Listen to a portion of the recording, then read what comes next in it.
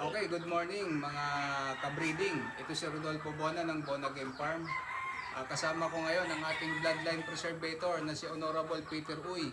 Nandito kami ngayon na binisita namin sa kanyang farm at upang humingi ng mga advice, mga tips paano ma-maintain ang bloodline na hinahawakan natin ngayon para pagdating ng panahon, hindi ito basta-basta malalaos kagaya ng ginawa niya for almost 60 years in breeding career. The living legend, si Sir Peter Uy, no, ng Pilipinas.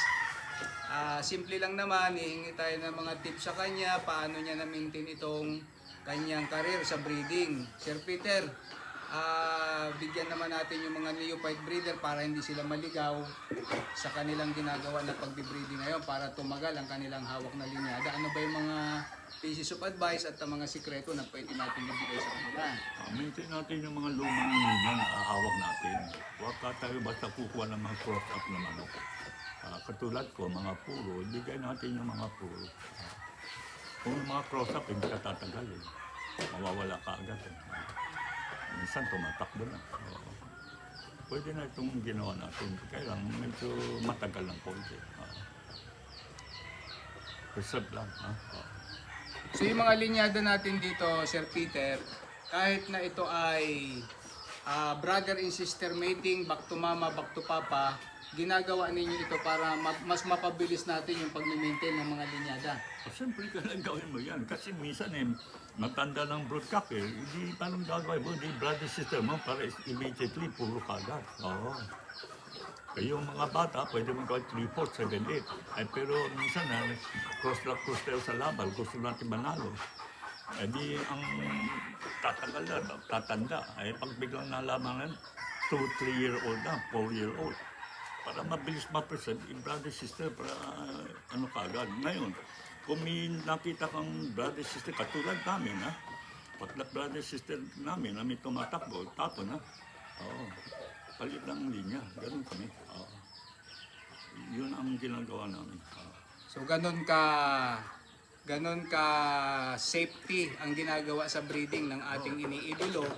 Kasi pag wala tayong selection, wala tayong mahigpit na pamantayan sa breeding, hindi natin talaga makukuha yung tamang formula, yung tinatawag na winningest, yung good cutting ability, hindi natin makikita yon, especially yung gameness, napaka-importante sa manok yon.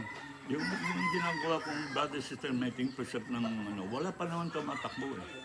60 years na kami, wala pa naman nangyari yung tumatakbo.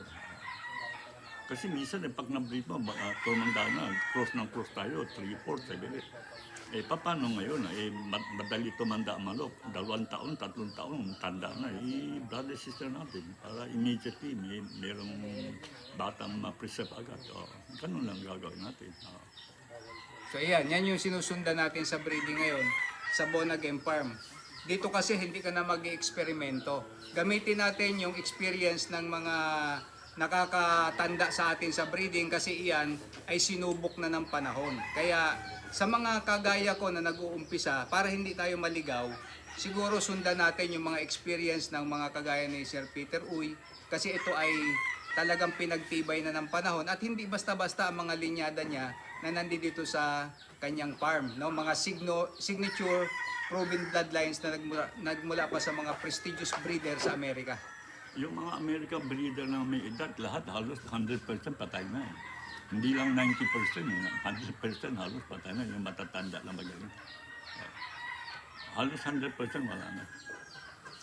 Ako rin, matanda na rin. Mo. Dati mabata, ngayon matanda na rin.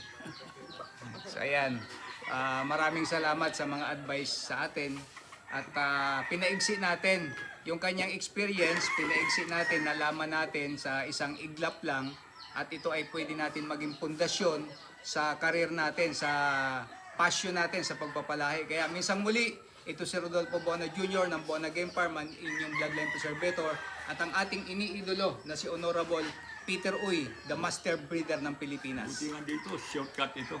Shortcut tayo. Yun lang. Shortcut.